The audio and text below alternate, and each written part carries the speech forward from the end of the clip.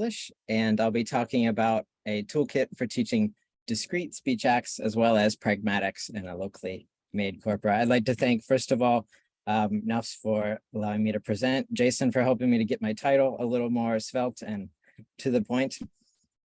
And so I'd like to focus more on practice instead of results, even though I would like to share my results a lot more in an upcoming the proceedings that I'll present. So here's an outline of what I'd like to talk about: my background, why to teach pragmatics. I won't have to do much of that, I think, after Donna's wonderful talk. Teaching a speech act and the stages that I use, which will include awareness raising. I talk about power distance, which has to do with the speaker, practicing with head acts, which are kind of the nucleus of the speech act, which accomplish the speech act independently of any other modifying strategies, such as why don't you, or you could try. I'll be talking about suggesting, by the way, so I'll just keep all my head acts in terms of suggesting.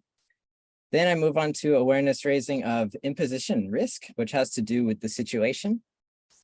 And then finally, some practice with advanced politeness, which is all the additional politeness strategies that we use according to PD and imposition risk.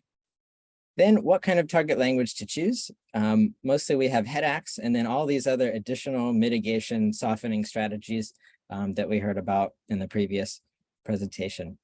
I'll talk about available taxonomies of suggesting head acts specifically and additional strategies, and then a corpora, how to make your own and harvest that language for instruction.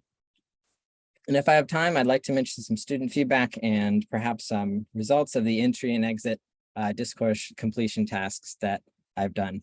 And so when I teach a speak act, it's very targeted. It's kind of an intervention. It's not a part of another lesson. That's why I'm calling it discrete.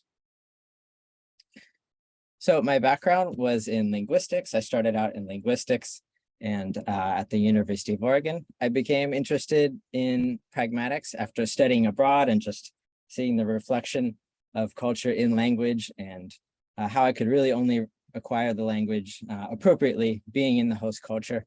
That was just not in my textbooks. So when I did my master's in language teaching, I wanted to integrate that. I wanted to research how to teach pragmatics. So that's what I did for my project. I did teaching pragmatics explicitly in lessons. And by explicitly, I mean with meta-pragmatic principles information, mainly from linguistics.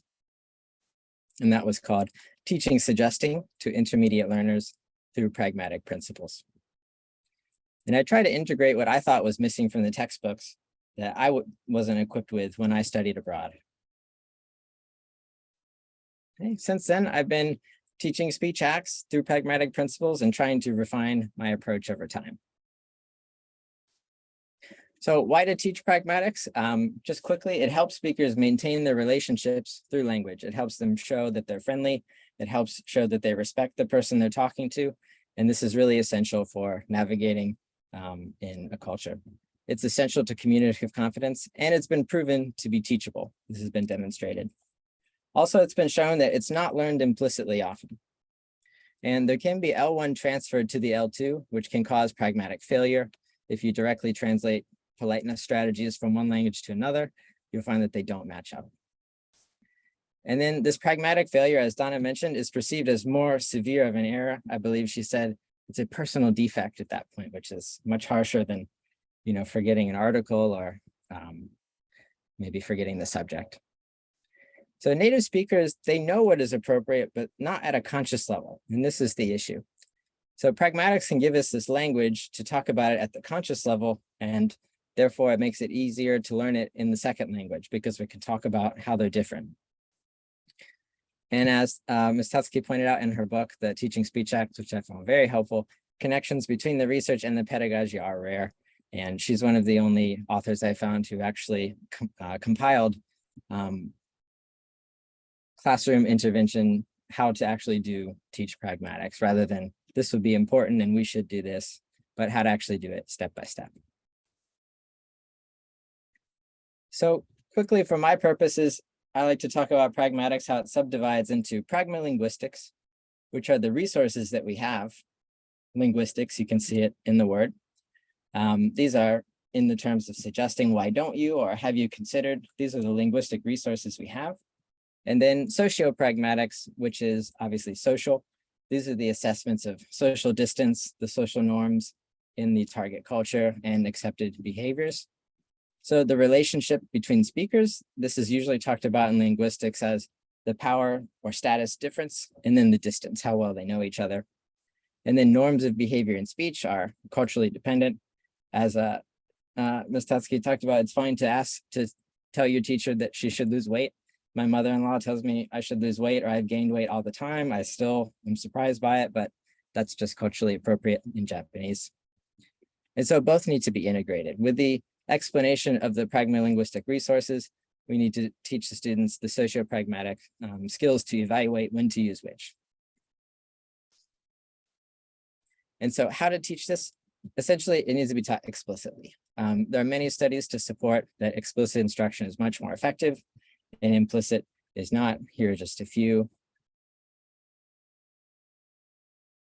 I won't dwell on that. So then we move on to what to teach.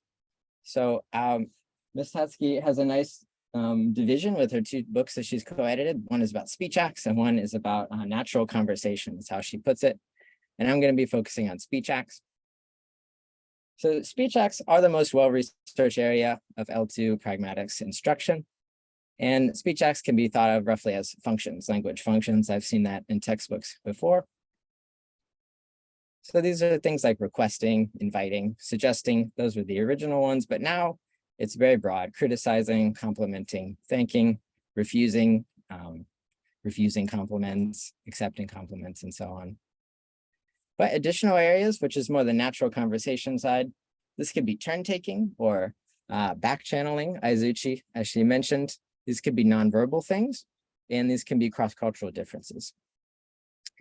So I've always found back channeling very different between Japanese and English. There's a lot more back channeling in Japanese, more like some back channeling every 2 to 3 seconds, whereas English, I think I read it's more like 9 to 10 seconds. You have to teach English speakers to back channel more, Japanese speakers to back channel less. And so nonverbal behavior, interesting research I saw was about the affiliative smile, which has been demonstrated to be really just back channeling behavior in Japanese versus the enjoyment smile. And English speakers like myself confuse these, and things did not go how we thought they would go.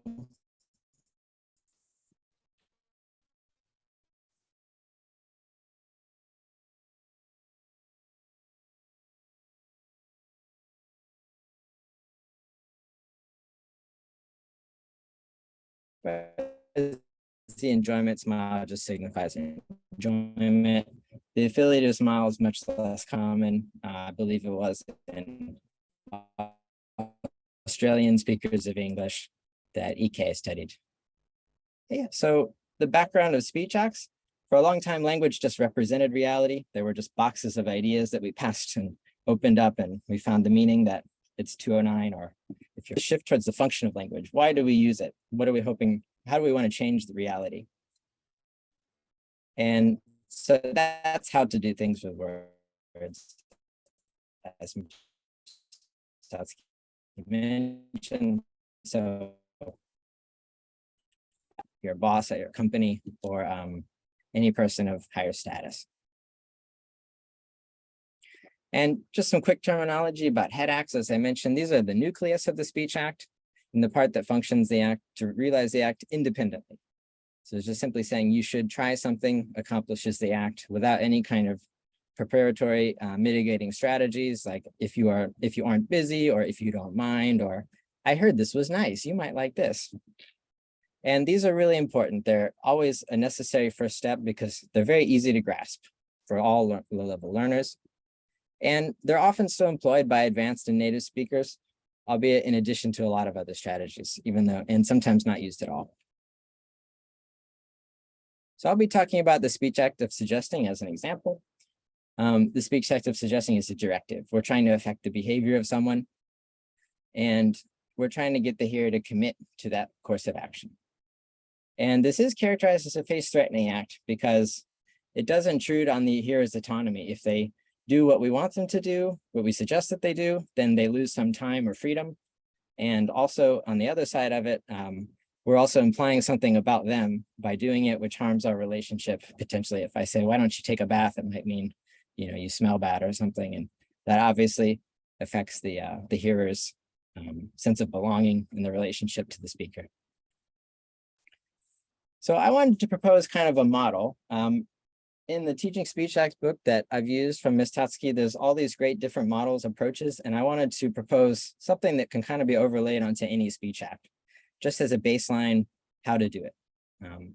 And so those 3 stages I have are in alternating awareness and practice, awareness raising. I first start with just the topic of politeness, then indirectness, and introduce power and distance, and then some practice with that, rating speakers, and then practicing with the head acts. And then I move on to imposition and or risk, because this is harder to grasp. And students rate situations or potential suggestions they have to make. And then lastly, awareness raising of all these other advanced mitigating politeness strategies, and then bringing it all together, head acts and politeness strategies. Okay, so just some background, as I mentioned, about speech acts, we usually consider, according to Brown-Levinson, the power, status difference, the distance, the social relationship, and then the imposition of risk. So the restriction on the autonomy of the speaker or the damaging of the relationship by making the speech act. And we talk about 3 types typically, as Donna mentioned, so I'll just keep moving on. Direct, conventionally indirect, and indirect. So conventionally it's an expression that is indirect, but through convention has become nearly direct. It's always interpreted pretty clearly as the direct speech act, although softened. And then indirect, these do not contain head acts. And the choice of these 3 depends on the power, distance, imposition, or risk. So here's an example of a taxonomy that's readily available. These are really nuggets of gold. They're very rare, and they're collected through corpuses, and you have to go through so much data to find this kind of degree, this small nuanced differences between these. So this is about suggestions specifically. And now I'd like to take you through a lesson plan model that I use. So the first step is always awareness, and I start with just politeness. So politeness it's accessible to all speakers, to all people. Everybody has some idea of it. And we can just start with some kind of discussion. We want to focus students' attention on how language use depends on the context, and then identify those factors. Firstly, with discussions, some questions like, why be polite? Why be polite at all? And students might say something like, to show respect, they're older than me, or I don't want to hurt someone's feelings. Why be polite to some and not others? Well, older people we don't know, or if you're going to ask a big favor. How would you feel if your friend was extremely polite to you? So this is kind of pragmatic mismatch. What if your friend was using language that indicates a different relationship than the one you had? If your friend said, I'm so sorry to bother you, could I ask you a big favor? If you have time today, do you think we might be able to have lunch at McDonald's? So this kind of mismatch will direct students to how that relationship is not being represented correctly, or not what they thought. So they might say, I don't think they're my friend, or he has an ulterior motive. He's going to ask me for $100 or something. Or he doesn't need to be polite because we're friends. And the reverse works well with a boss. They're joking or asking a big favor. Okay, I think for time's sake, I'm going to move through these pretty quick. You can ask students to make a speech act to different speakers, and they'll produce something different. If you wanted to suggest where to buy coffee, to a friend, you might say something like this. And to a professor, you might say something like this. So have the students make a speech act to speakers of different power and status differences. Lastly, we can show inappropriate examples. So if you were talking to your friend and you use this very over-mitigated, over-softened strategy, there's some mismatch. And then the same with your professor, like, oh, bro, just go to 7-Eleven. It's fine.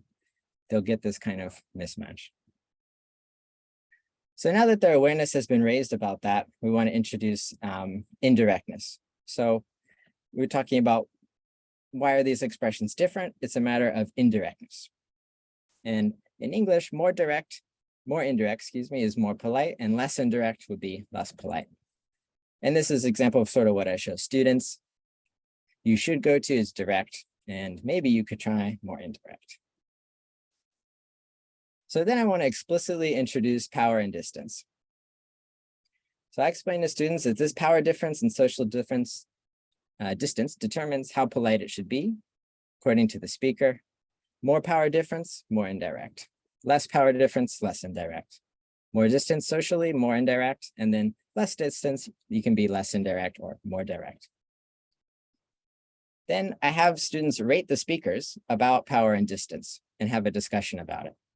So that would look something like this, from direct to indirect. I just have them plot these speakers on a line, and they'll end up with something like this. The younger sister, the low power distance people are over here, and then Professor Boss on this side. After identifying those speakers, the students, I bring in the head acts to match them to the speakers. So they've already ranked them, and now they're going to match those head acts based on the degree of indirectness that they specified before, and that would look something like this. I try to make it very explicit. Again, using these conventionalized forms, I just took 8, or you can take 5 or 3 as you like. And that would look something like this, and you can uncross your eyes. Well, it should appear like this. So the most indirect one for your boss, you should, to your friend. And after matching those speakers to head acts, a simple role play can accomplish practice. So the students take on different roles, and you can introduce different situation. You do not want to introduce you don't want to introduce a different situation yet, just change the speaker roles. And that would look something like this. So speaker A will assume one of these roles. Speaker B will make a suggestion based on that role that they've chosen. Speaker A chooses classmate, then speaker B will probably use how about. So this is kind of the part 1, the foundation that I think is accessible to all learners. And the next part is a little more difficult, but also really important. And this is what I introduce after that foundation is there. And this is risk or imposition. And I tend to call it risk.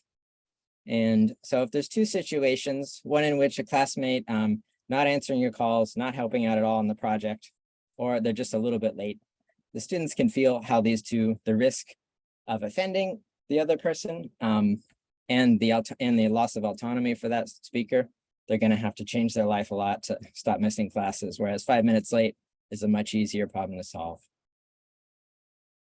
It's another example. You could make different suggestions based on the weight of the suggestion. Why don't you take a different class? Or why don't you just ask the teacher for an extension? These are much less threatening and much more threatening. So bringing these things together, I make it really explicit. You've got your equation for how to be polite to people. The more power, distance, and risk, the more polite. The lesser, less polite. And then I have them rate these 8 different situations, which is a discourse completion task, which they've also done before class. I did this as kind of an entry test. And I have them rate either plus or minus. And just time's sake, this is what I used 8 different constellations here. And so the first 4 are low power. They're with a classmate. So no power distance. The pluses, we have a classmate they don't know well. And then the risk in these 2 situations, you have to kind of think of this on your own, but if you're going to tell someone not to buy an expensive coat that they really like and they're about to buy, this is higher risk compared to just suggesting where to have lunch or where to have coffee. And then these bottom 4 are with a teacher. So this is going to be high power. And then 2 situations, they know the teacher well, and 2 situations they do not. And then as well, the situations require kind of a riskier or more offensive suggestion. Okay. So after they've done that, I explain it to them. This is how a teacher would think about it rather. So why don't you try Starbucks? This is a low investment of time or effort. You can, presumably it's close by. You can probably interpret that. But why don't you go across town, wait in line for 30 minutes to get the best coffee in town? This is a much higher investment. And this is kind of the imposition side. Whereas the risk, if you said to someone, you should lock the door before you leave. This is not usually a big threat. It's easily correctable. It's not a personal flaw. But you should really get better care of your appearance. This is obviously goes deeper to someone's being. Let me skip through a few here. Okay, so what to teach? We've established head acts. These are really necessary. However, I found this quote a long time ago that the most frequently used structures in textbooks are usually not found in naturally occurring data, or at least a lot less so. So I wanted to check this with my own corpora that I made. And so I used the previous discourse completion task, which has the 8 constellations, and I asked 10 of my colleagues to fill this out. And just some quick results were that, depending on the situation, head acts were used maybe 30 to 80% of the time, but very rarely was it only a head act. Sometimes the head act was avoided completely, which is understandable as this is the most threatening part. And instead, a variety of other strategies were used, and I cataloged these for use in the classroom. And I'm just calling these advanced politeness for now. So maybe you've heard some of your students, if you teach in Japan, say something like, English doesn't have keigo. And for those who don't know, keigo is a systematized grammatical system of politeness. It's verb inflections, noun prefixes, irregular forms. And this does not transfer from Japanese. Just English does not have that grammatical sense, but it does have a lexical one. And that's what this is. So advanced politeness is what I've collated. I've gathered from the corpus that I collected. And we have all these other lexical ways to be polite, such as just using address, calling the person by their name or title, a reason, giving a reason before you make a suggestion, disarmers, which kind of relax the person. I'm sorry to bother you, I don't mean to be rude. Subjectivizing means it's only my opinion. Objectivizing, it's just the policy. I don't make the rules here. We can understate with a bit, a little. Could you turn down the volume a little? We can just give hints. We can simply inform, just give helpful information and hope the speaker gets that we're suggesting, the implicature. We can confirm intention. Are you sure? Do you really have to buy this one? We can confirm willingness. You know, if you want to, if you have time. And then lastly, this is a very big category, just empathizing, showing some friendship or connection. So I have students rate these situations and then role play with them using those advanced strategies. Okay, so finally, if you want to make your own corpora for speech acts, you use these 8 different constellations of power and distance, imposition and risk. And as I said, status difference between speakers, the closeness between speakers, and then the imposition of the act. High imposition, someone has to change a career. It's a big commitment of time and effort. Low, it doesn't take as much time and effort to change. So collecting these 8 situations, you can get data and then harvest it, which is what I did. So quickly, I'd just like to share some results. Here are some comments that students have gave me. For example, in English, there are only a few words that can be used. I've been using should for everyone, but it was good to learn about other types of expressions and whom they are. Or it turned out that I was unconsciously changing the conversation depending on the situation, which is very reifying because that's what pragmatic does. It brings to conscious awareness what people usually just have an intuitive sense of. So I'm almost out of time. Maybe I'll just end it with this quote. This is from one student that I couldn't have asked for a better quote. And I wish that all students felt this way, but this was really edifying. So I thought that English does not have the image of changing according to hierarchical relationships. In other words, it is so clear in Japanese. Okay. So it was good to learn how to change the way we speak depending on the person. Especially advanced politeness was instructive. From now on, I'd like to use these expressions that I learned in the class when I'm talking to a superior or when the content is risky. So I'll skip through some results. Again, I encourage you to make your own corpora for speech acts. If you're interested in this, there are academic research that's already available. But if you want to target your own speech act, you can choose it and just make the situations that fit your speech act. So here are some references, and I look forward to writing up more detailed results of my corpus and my interventions that I've done in the forthcoming proceedings. And some future directions, I'd like to make this more accessible, more refined categorization. And there's so many strategies in the additional category, but when and to whom should we use them? That's really what I'm wondering now. I tend just to show all the strategies to students. I sometimes show them what native speakers have said, but the choice of which to use and when is really hard to say. And I think it depends a lot on the speaker. The teaching of positive and negative politeness, which can be conceived of as friendly politeness versus respectful. And this is also culturally dependent. more refined assessments of appropriacy. How do we evaluate what students have done? Is it appropriate? So finally, if you're interested, have any comments, questions, or would like to collaborate, please reach me at meizlish@nufs.ac.jp.